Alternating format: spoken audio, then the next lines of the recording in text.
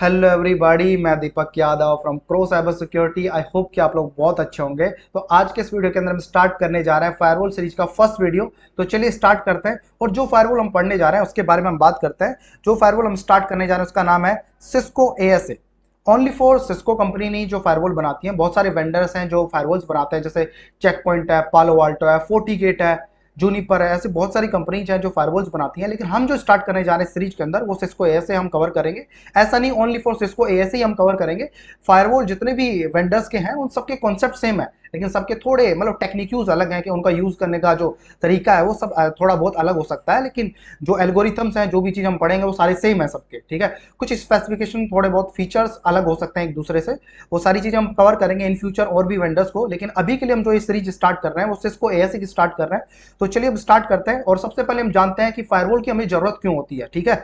और जैसा कि मैंने यहाँ पे लिखा हुआ है ASA की full form adaptive security appliance, जो ASA की फुल फॉर्म होती है। अब हम बात करते हैं कि हमें फायरवॉल की जरूरत क्यों होती है, व्हाई वी नीड फायरवॉल, ठीक है। भाई हम राउटर स्विचेज के ऊपर जो काम करते हैं वो काम ऐसा क्या फायरवॉल के ऊपर होता है जो हम उनके ऊपर नहीं कर सकते, राइट।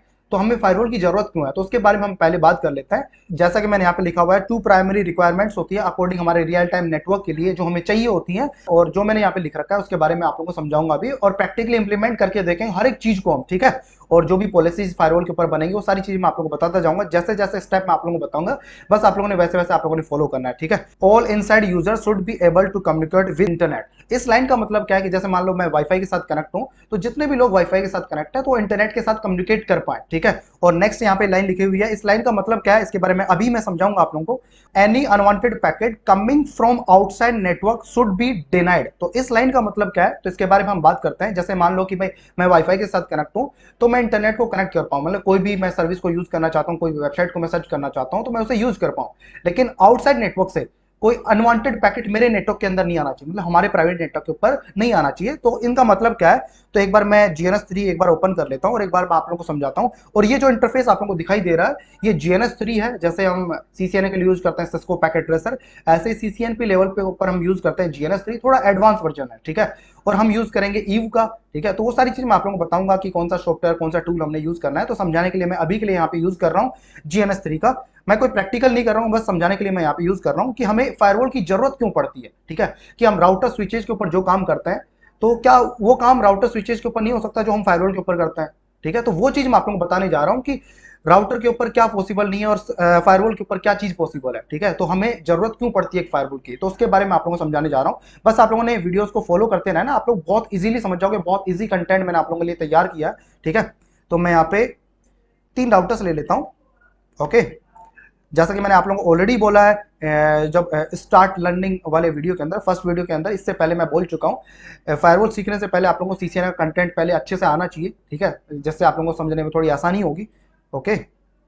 और मैं इनको कनेक्ट कर देता हूँ।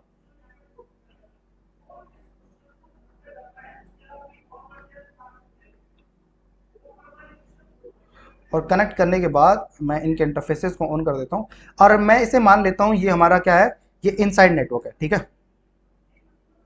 ये हमारा इनसाइड नेटवर्क है और ये हमारा आउटसाइड नेटवर्क है जहां से हम इंटरनेट सर्विस लेंगे। मान लो ये हमारा ISP है, ठीक है, जस्ट एग्जांपल ये हमारा ISP है, और ये हमारा क्या है, आउटसाइड नेटवर्क।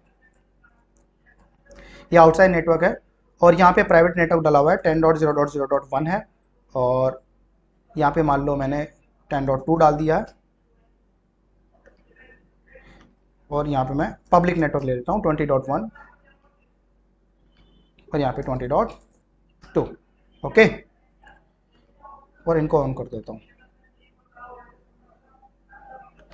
अब मैं आप लोगों को समझाता हूं कि मान लो ये हमारा इनसाइड नेटवर्क है। भाई मैंने समझाने के पर्पज से एक ही डिवाइस यहाँ पे लिया है, मतलब बहुत सारे डिवाइसेस हो सकते हैं। जैसे जस्ट एग्जांपल के बीच में हमने वाईफाई कनेक्ट कर रखा है और इसके साथ बहुत सारे यूजर्स यहाँ पे कनेक्ट है, और मतलब वाईफाई के साथ कनेक्टिविटी के लिए हमें एक प्राइवेट नेटवर्क चाहिए होता है ना। हमारा कनेक्शन तभी वाईफाई के साथ बनता है, और वाईफाई हमारा कहाँ पे कनेक्ट होता है, ISP के साथ कनेक्ट होता है।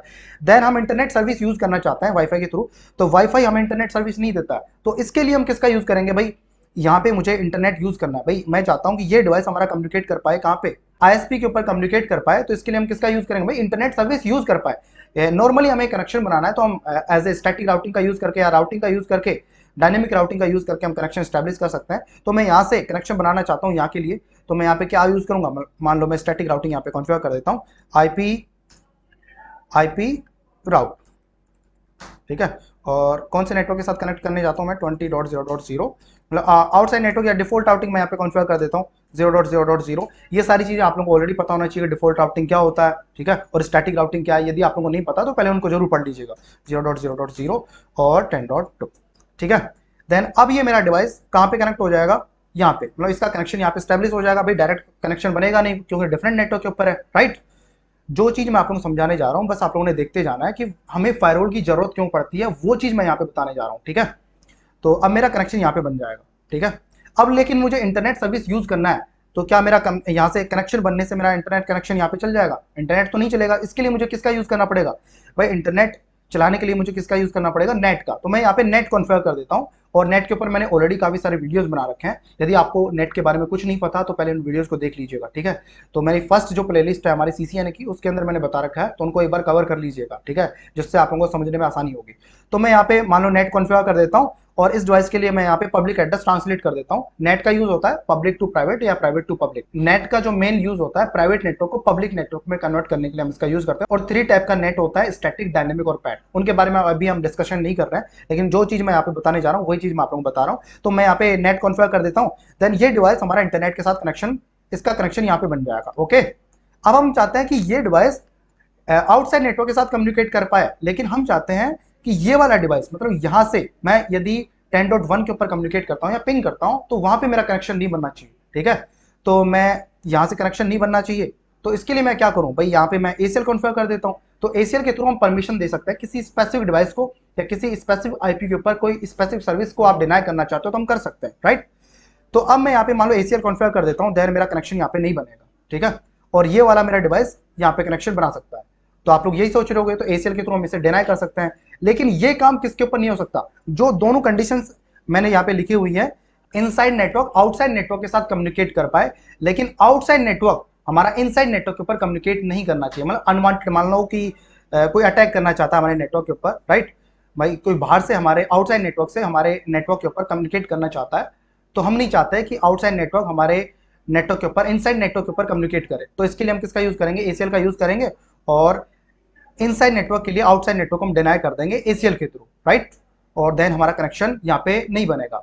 तो ये चीज, ये दोनों चीजें आप एक साथ किसके ऊपर अप्लाई नहीं कर सकते हो? राउटर के ऊपर अप्लाई नहीं कर सकते हो। दैट्स व्हाई कॉन्सेप्ट यहाँ पे आता है फायरवॉल का। फायरवॉल के ऊपर कर सकते हो, और फायरवॉल इन दोनों चीजों को अप्लाई कर सकता है, लेकिन राउटर इन दोनों चीजों को वन टाइम के ऊपर सपोर्ट नहीं करता है। और इन केस राउटर के ऊपर फायरवॉल का फीचर है तो तब आप उसे फायरवॉल की तरह यूज कर सकते हो। लेकिन एक नॉर्मल राउटर को, या सिस्को का राउटर हो या किसी भी वेंडर का राउटर हो, दोनों चीजें एक टाइम के ऊपर आप लोग अप्लाई नहीं कर पाओगे। जैसा कि आप चाहते हो कि आपका इनसाइड नेटवर्क आउटसाइड नेटवर्क के साथ कम्युनिकेट कर पाए, लेकिन आउटसाइड नेटवर्क से आपके इनसाइड नेटवर्क के ऊपर कोई कम्युनिकेट ना कर पाए, ठीक है।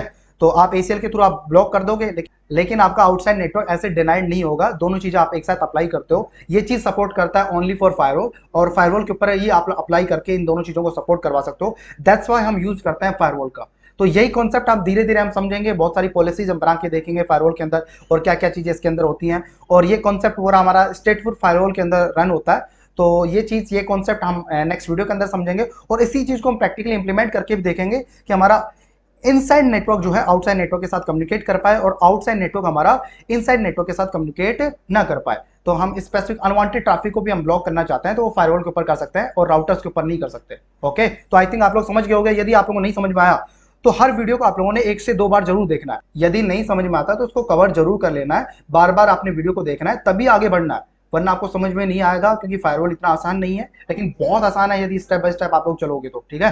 तो इस वीडियो के लिए इतना है, और मिलते हैं फिर एक नेक्स्ट वीडियो के अंदर, और नेक्स्ट वीडियो के अंदर हम कुछ और नया सीखेंगे। बस आप लोगों ने इस सीरीज को स्टेप बाय स्टेप फॉलो करना है, जैसे जैसे मैं वीडियोस डाल रहा हूं, और पर डे आप लोगों को वीडियोस देखने को मिलेंगे, और आप लोगों को वैल्यूएबल कंटेंट मिलता है तो एक दूसरे को शेयर भी कर देना। और जो भी क्वेरी या क्वेश्चन आप लोगों के हों वो कमेंट में एक बार जरूर मुझे बता दिया करो, उसका रिप्लाई मैं आप लोगों को जरूर करूंगा। और इस वीडियो के लिए इतना ही, फिर मिलते हैं एक नए वीडियो में। जब तक के लिए बाय बाय, टेक केयर।